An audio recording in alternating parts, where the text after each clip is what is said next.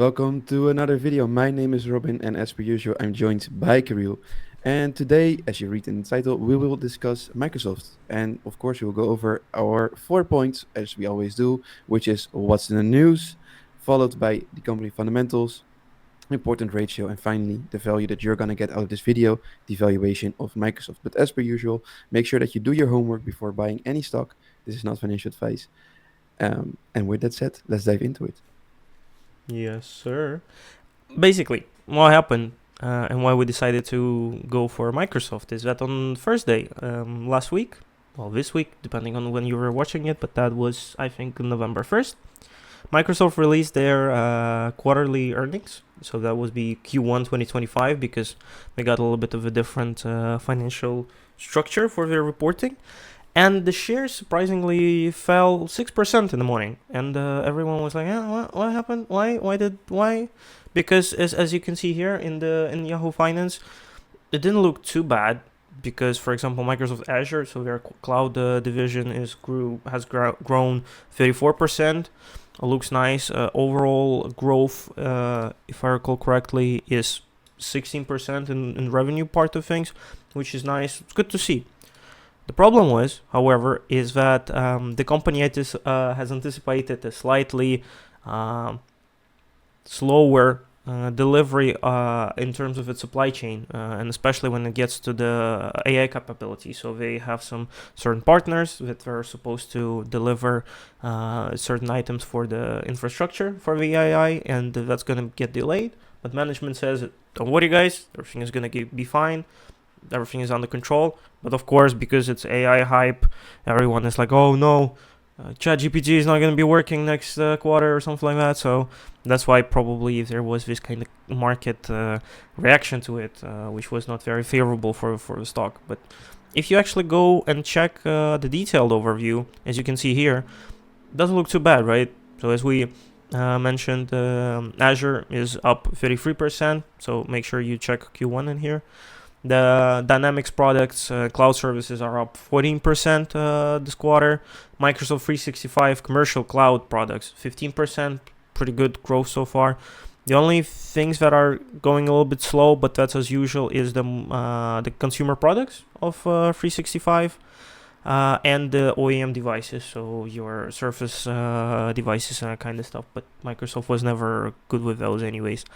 And it's also good to see that the search and the news advertising is going up. So it could be also the competition towards Google is also growing in the face of Microsoft. So that's good to see. So honestly, I would say if you dive deeper into the earnings, they're quite good. But the reaction of the market was a little bit strange to me, to be honest. Yeah. So So we thought it would be interesting to see, like, is it a good time to buy right now? But before we dive into the fundamentals of the company, Kirill, if you like this video, then make sure to subscribe and like, and of course ring the bell button so you keep up, so you you are updated whenever we post a new video. We post them around 2 every week. And then of course, if you like what you see, if you like a web app, then go to the description. You will find our lovely website, and there you can buy a very cheap subscription. We will show you the plans after the videos as well. All right, Kirill, let's get into the fundamental. yeah, of course. So as you can see, you already see a lovely A grade, so which is quite nice. This is a new feature we just recently introduced next to the Microsoft Corp name. It's called the 930 score. So this one is a pretty much an easy indication which says about the health of the financials of the company, as well as how its stock is performing in terms of the stock appreciation or depreciation. And as you can see, Microsoft is scoring the best. So A rating is the best that is possible out there, and you can see that on the radar chart, everything looks pretty nitty gritty. Maybe apart from the stock price change year over year, could be a little bit better, but overall, as we usually say, great margins, great growths all over the place for the past years. So that's very nice to see, huh? Exactly. And this, of course, will make your due diligence process that much easier, because normally we, of course, in this video, will tackle the important ratios, but now you can actually immediately see how the company is performing on, what we think are one of the more important ratios that we always discuss. So therefore, you can just go and immediately see what's 930 score, and then you can also go further into, of course, the ratios and everything you see on our platform to find out why it is the way it is. All right, but for the fundamentals, Kirill, let's go into it. So we can see a that they pay a dividend yearly. They have a PE ratio of 36, which is compared to the tech market quite high compared to other um, companies we did in the past. So I think the average was around 32-ish. So maybe a slight overvaluation when it comes to price to earnings. They have a really high gross margin, almost 70%. And the operating margin is also hefty with a 41% operating margin. So they are really good at making a profit.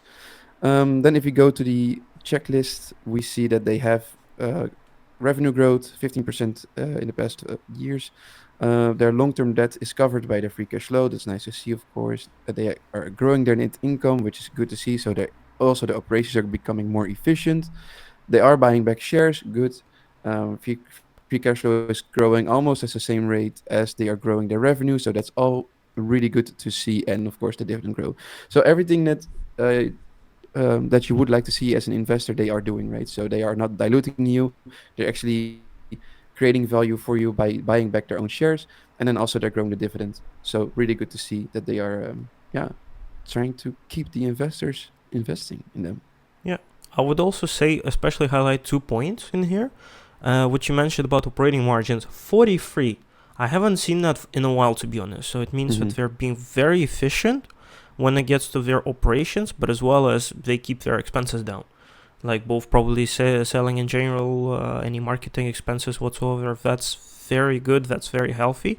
That's probably also one of the reasons why they are able to afford such a dividend growth of more than 9% yearly over the past 8 years.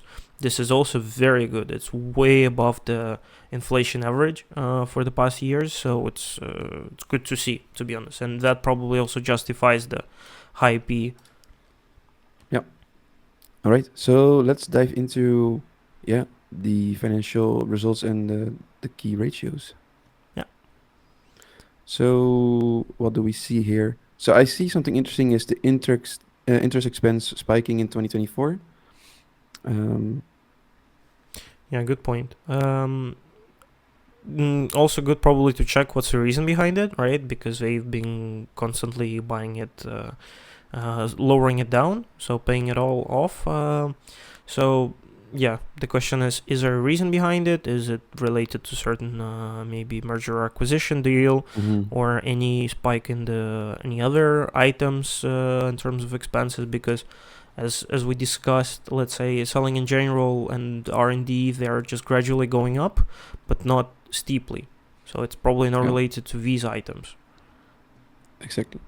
Yeah. So indeed, that's something for your own homework, right? That's your own due diligence. Why is that happening? Did they acquire expensive debt, and why is that the case? So that's something for you to really dig into. Kirill, let's go into the ratios. I am seeing some interesting things. For example, their research and development ratio, Mm-hmm. which is declining steadily.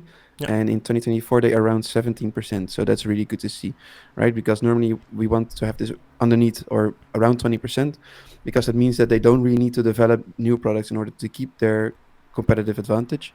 And that's something that you can clearly see here. And they're decreasing it, even though they have a lot of like things going with AI, right? They are still managing to decreasing, well, not per se decreasing the spending, but marginal to their profits and margins Yeah, I in the think revenue. Sorry. Yeah, I think what you're saying rather, yeah, so that the proportion of the growth of their revenues is higher than the increase in these expenses. So that's why, yeah, the percentage of the ratio itself is going down. So yeah, that's absolutely correct. Fully agree.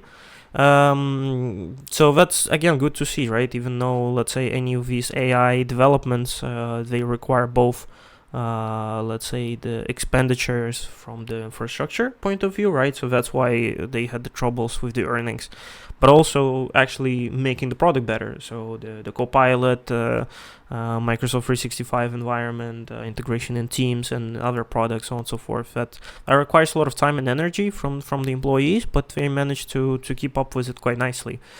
That's very good to see. Yeah. And then the same story for selling and general expense ratio. So also marginally declining. Yeah, again, is really good to see as well for your competitive advantage. It means that they don't need as much marketing to sell their products compared to maybe other companies. So, for example, we see different charts with, for example, Meta or with Nvidia. Yeah. Is there anything else that you see, Kirill? Maybe what's nice to see is, or let's say nice or important to highlight, that the free cash flow growth has accelerated over the past year, but revenue growth is still, let's say, based on the market averages. Even though this company is more than 3 trillion in terms of the market cap, right? They're still able to keep up with the, let's say, the whole S&P 500 average. So that's very good. That's very, very, very good. And I'm actually surprised that their PE is not in the, let's say, 40s, 50s easily, because making sure that you're consistently delivering even market-based performance in terms of percentages, of course, in the dollar deliverable, right, and in the money terms, it's going to be way bigger number than many other competitors. So that's very great to see. Yeah. All right. Shall we dive into the valuation? Yeah. I think we're covered pretty much everything, like in terms of the good things. So I would say, yeah, overall, great to see, great performance, really, and I'm really happy with the fact that Microsoft managed to get on that AI race. Let's say that they managed to acquire the company, the founder of the ChatGPT, and they're actually being able to integrate the ChatGPT experience into its own products. Yep. And since everyone, like, let's put it like that, majority of people use Microsoft Windows, then of course you'll be able to convert many of these users that you have into, these additional extra products. So that's amazing. Good job, really good job. And also when we see like the integration, so you also said like that their services, for example, for search are also increasing.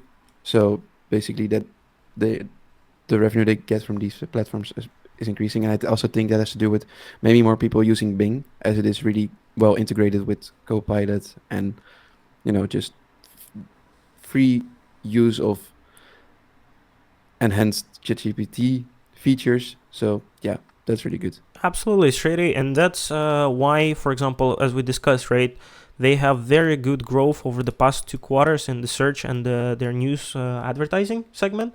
That's exactly the reason, because I also noticed myself for work, we also have the Copilot licenses.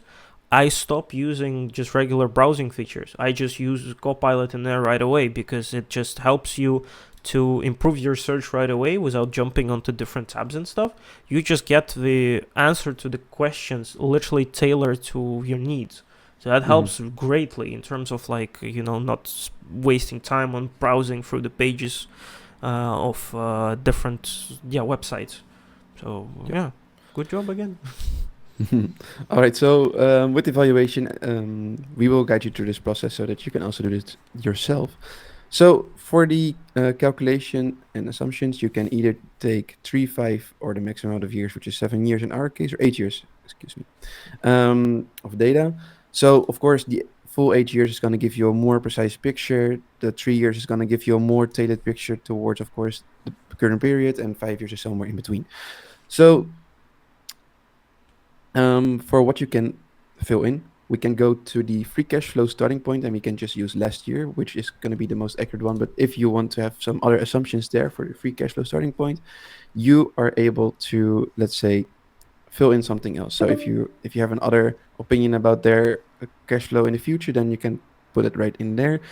For the projected PE ratio, we can use, for example, the average PE ratio for the last 5 or 8 years. So I see for the past 8 years it has been 34, 5 years 33, and 3 years 36. So I think, so from my perspective, I think it would be more feasible to use something like 34-ish. Um, Yeah, 34, 35. Yeah, something in the middle. Yeah. yeah. Then for the projection period, Kiri, what do you think? So this is basically how long you either want to hold the stock, or you think yeah, it will survive for X amount of years. No, So Kiri, what do you think for Microsoft? to be honest, it's again one of the duopoly companies out there that everyone in the world uses, apart from the people who use Mac and they prefer Apple products, right? Everything is running on Microsoft. Everything, the whole world is based on Excel. Okay, that's not even a meme. That's a reality. So I would say, would it be likely that they get out of business in 2 years? No. In 5 years, probably not. 10 could be, but then it would be very hard. And especially I again I like the fact that they're not just are happy with stagnating. They are keep on trying to improve their different products and services, and you can see the consistent delivery of those. So I would say 10 years in this case for such a giant is justifiable, to be honest. Mm-hmm. I would be Yeah. very surprised.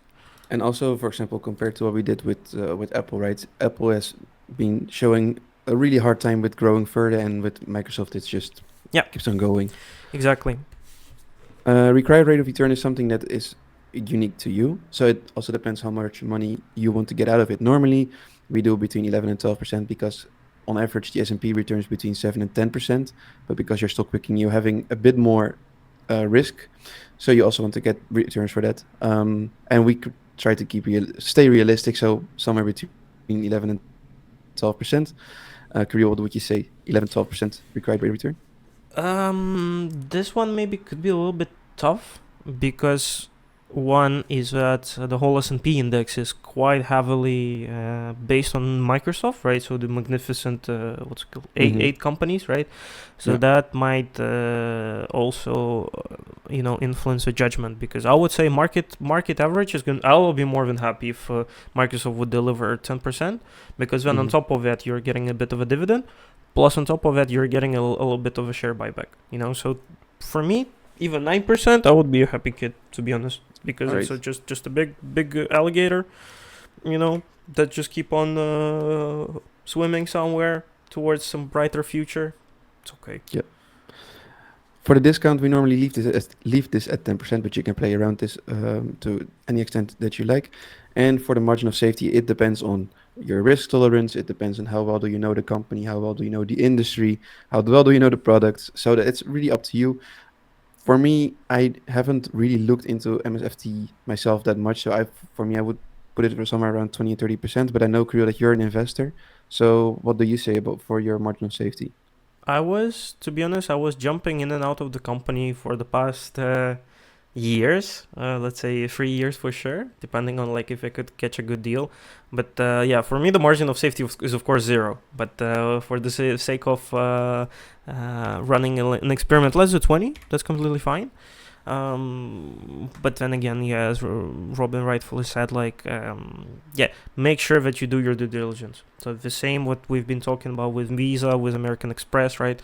If you understand the company, if you're happy with the fundamentals, if you're happy with the valuation, then you can disregard the margin of safety, most likely. If this is something that is going to make your life easier, that you don't really want to do that, and you just want to have a bit of a buffer just for that error part of things, then you can just increase it and set it up higher, so that Yep. you don't make that mistake. Exactly. And then the final thing that we need to adjust is the estimated growth rate. And for this one, we can use a couple of things. So we can use their average revenue growth for the past years. So for the past 8 years, been 12%, 5 years 10%, and 3 years 7%. And the average free cash flow growth over the past 8 years been 13%, and um, 8% for the past 5 years, or 12% for the last 3 years. And we can also go to Yahoo Finance and go to the analysts and see what they think. So they put the growth estimates for the next 5 years per year at 14.3%. So I think that's a bit on the high side of things. I would put it also maybe around somewhere 11, 12%. Look, considering like the cash flow growth and the revenue growth and also the analyst forecast. I would say 12, 13% is okay, because also based on the past performance, around 12%, the past quarter was also 13%. So they're capable of delivering the lower mid teens every quarter, let's say, in every year. So that's completely justifiable. The 14%, you're saying that's for the upcoming 5 years, right? The analyst think. Okay. Mm-hmm. To be honest, wouldn't be surprised, because also with the growth in the AI, has very great margins, then plus in good combination with the Bing search and the advertising, which is going also pretty well, and of course the Azure, so it's cloud department, which is going even 30% and higher in terms of growth. That's very much possible. If they are able to also keep up with their, let's say, OEM devices, making some nice phones, let's say, nice tablets and stuff like that, it's gonna make the picture even better. But overall, let's put it like that, so I don't mumble any further, we can say probably, 12, 13% is doable. All right. So let's put in 12% and then hit the analyze button. Okay, I'll keep it 13 if you don't mind. Okay, keep it 13. Okay. And what do we got there? Oh, it's almost fair, right? Yeah, right. It's also dependent on you as the viewer. To what extent you want to pay a premium. So if you're considering the margin of safety of 20%, then it would be unwise, let's say, to get in. You would be paying €100 or dollar premium to get into Microsoft. But if you would just have a margin of safety of 0, for example, then we would be around fair value, and then you would pay a small premium. And then given, for example, the strength of this company, right, with the fundamentals and the ratios looking so healthy, that's something that you could consider as a possibility. What do you think, Kirill? I would also say on top of that, if you, for example, bump up the projection period, for instance, right, you drill down the discount rate a bit, for example, 9%, just tidbit, and then, for example, the required rate of return, you say like, okay, the market average is fine for me, then you're gonna see even way better picture. Better picture. So it's just really, again, a question of your assumptions and your expectations, and that's what we always say, right? So this is more about the process, and then what your assumptions are really dependent on you, and that's why the due diligence is so important here, and having like a proper understanding of the company, and also having a good idea of your expectations about the company as well. Yeah. All right, Kirill, where can we get the app? I have no clue. Oh no, I actually do. It's simple. You just go to 930.com. Let me show you guys the link. You see the link, and you just can go check out how it is with some simple walkthrough. For example, you can also see the different plans that we got, and if you want, you can just get the free version. No credit card details required or whatsoever. You can just give it a spin, figure out if you like it or not, right? If you want the full access to the valuation without the watch list and the upcoming feature updates and stuff like that, we also got you covered. You can get the one-time payment starter pack and get it done. If you want everything in a bundle, you can either get the monthly or yearly option, but of course yearly is a little bit nicer, 20% cheaper, free trial for 1 month, everything what you want, baby, everything what you need. And with that said, Kirill, thank you for your insight. Thank you for watching, and we'll see you guys in the next video.